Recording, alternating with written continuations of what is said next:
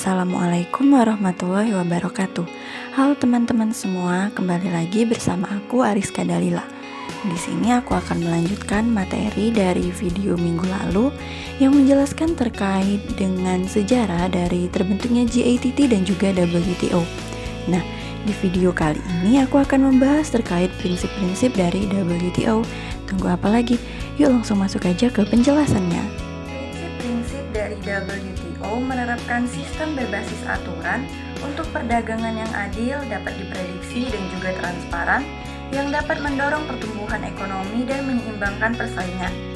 Prinsip-prinsip ini mengatur non-diskriminasi, akses pasar, persaingan yang adil, transparansi serta perlakuan khusus bagi negara-negara berkembang, dan pertimbangan lingkungan juga sosial, yang dapat mempengaruhi kebijakan perdagangan di seluruh dunia.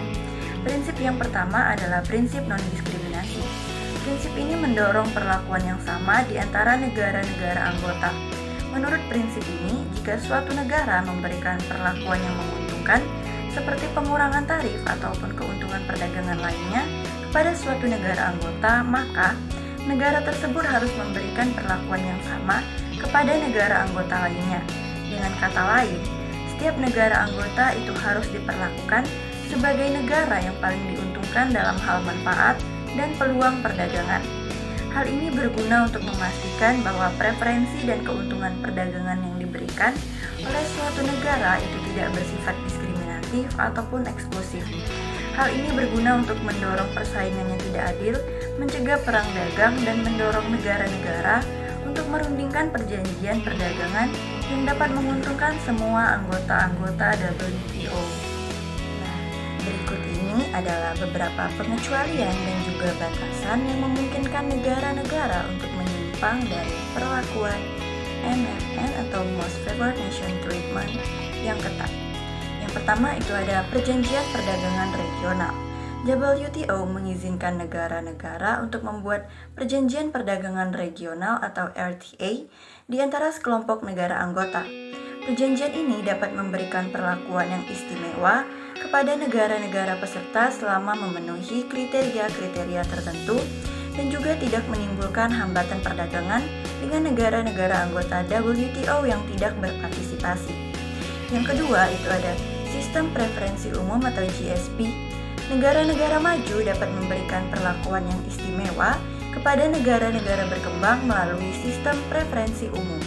Sistem ini memungkinkan negara-negara maju untuk memberikan pengurangan tarif atau pengecualian untuk produk-produk tertentu dari negara-negara berkembang yang memenuhi syarat. Hal ini dapat mendorong pembangunan ekonomi bagi negara-negara yang berkembang tersebut. Yang ketiga adalah pengabaian.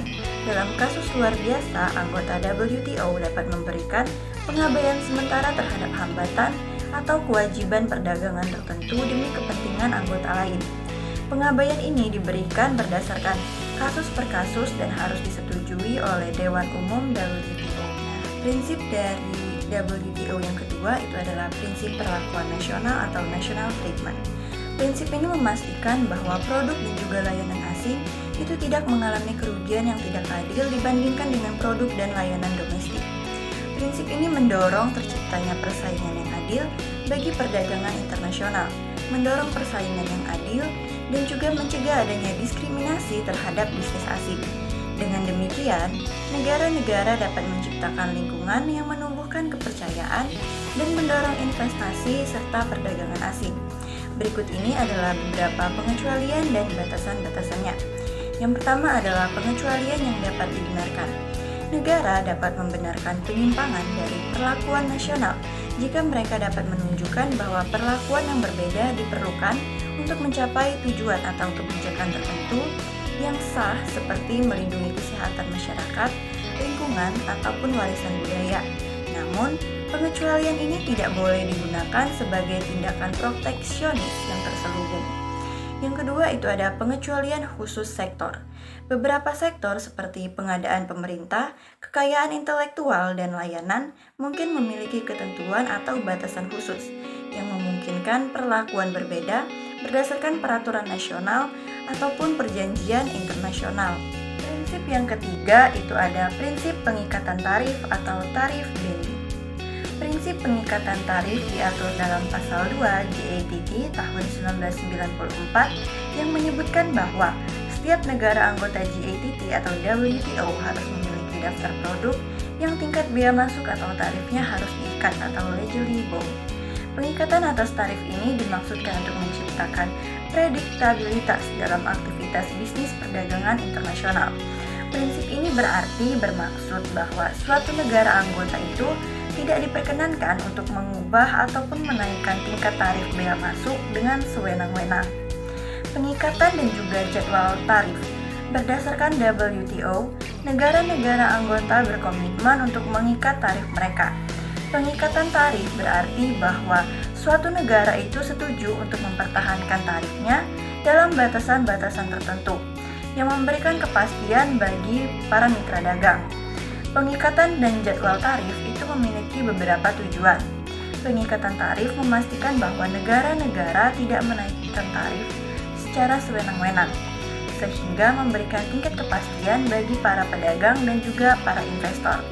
Selain itu, jadwal konsesi yang memuat pengikatan tarif tersedia untuk umum, sehingga dapat meningkatkan transparansi dan memfasilitasi negosiasi perdagangan. Keempat adalah prinsip perlakuan khusus dan diferensial.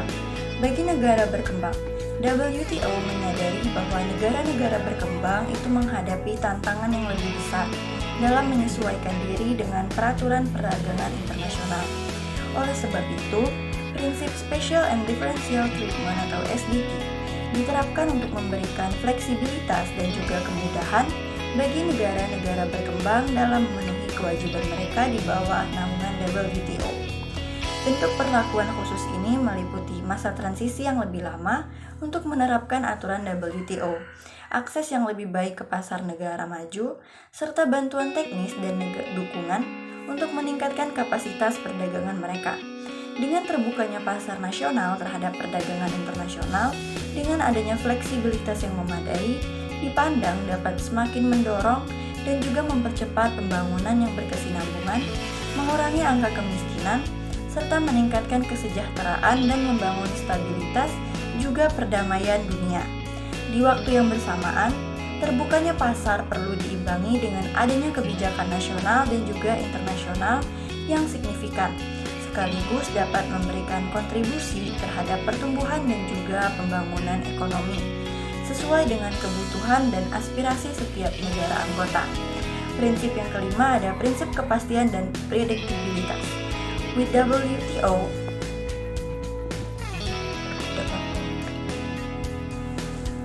prinsip yang kelima ada prinsip kepastian dan prediktabilitas.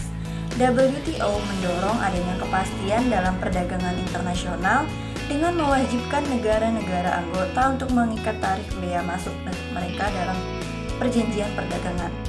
Ini berarti bahwa setelah suatu tarif itu ditetapkan dalam suatu perundingan, tarif tersebut tidak dapat dinaikkan secara sepihak tanpa adanya negosiasi ulang dengan negara-negara terkait. Dengan adanya pengikatan tarif ini, dunia usaha dan juga investor dapat memiliki kepastian dalam merencanakan perdagangan mereka di masa depan, sehingga mengurangi ketidakpastian dalam pasar global. Prinsip yang keenam dari WTO adalah prinsip perlindungan yang adil.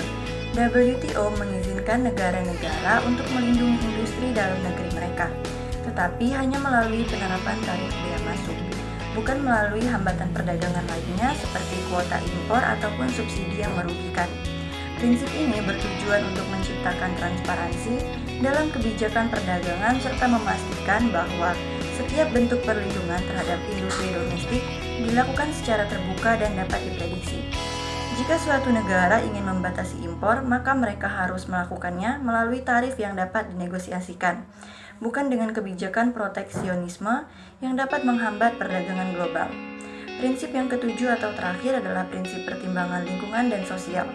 Perdagangan dapat berkontribusi pada pembangunan berkelanjutan dengan mendorong pertumbuhan ekonomi, menciptakan lapangan kerja, dan memfasilitasi transfer teknologi ramah lingkungan. Namun, perdagangan harus dilakukan dengan cara yang menghormati tujuan lingkungan dan menjaga kesejahteraan sosial. WTO mendorong para anggotanya untuk menjalankan kebijakan perdagangan yang konsisten dengan tujuan lingkungan dan sasaran pembangunan yang berkelanjutan. WTO mengakui perlunya menyeimbangkan liberalisasi perdagangan dengan perlindungan lingkungan, serta memastikan bahwa aturan dan juga perjanjian perdagangan itu mendukung keberlanjutan ekonomi dan juga lingkungan. Kesimpulannya, memahami prinsip-prinsip Organisasi Perdagangan Dunia atau WTO sangatlah penting guna menavigasi kompleksitas perdagangan internasional. Prinsip-prinsip ini termasuk non-diskriminasi, akses pasar, persaingan yang adil, dan juga transparansi perlakuan khusus dan berbeda, serta pertimbangan lingkungan dan sosial membentuk dasar dari pekerjaan WTO. Mereka mempromosikan lapangan bermain yang setara, pembangunan berkelanjutan, dan juga partisipasi inklusif dalam perdagangan global. Mematuhi non-diskriminasi, memastikan perlakuan yang sama, dan mencegah praktik perdagangan yang tidak adil. Sementara prinsip akses pasar menjamin arus perdagangan yang terbuka dan dapat diprediksi. Prinsip persaingan yang adil membahas masalah-masalah seperti anti-dumping dan juga subsidi untuk memastikan keadilan, transparansi, mekanisme penyelesaian sengketa, dan juga perlakuan khusus bagi negara-negara yang berkembang, serta pertimbangan lingkungan dan juga sosial semakin meningkatkan kepercayaan, partisipasi yang efektif, dan praktik-praktik berkelanjutan dalam perdagangan internasional. Sekian penjelasan saya terkait materi dari prinsip-prinsip WTO. Apabila ada salah kata ataupun kekurangan dalam materi-materi yang saya sampaikan, saya mohon maaf. Saya akhiri. Wassalamualaikum warahmatullahi wabarakatuh. Terima kasih.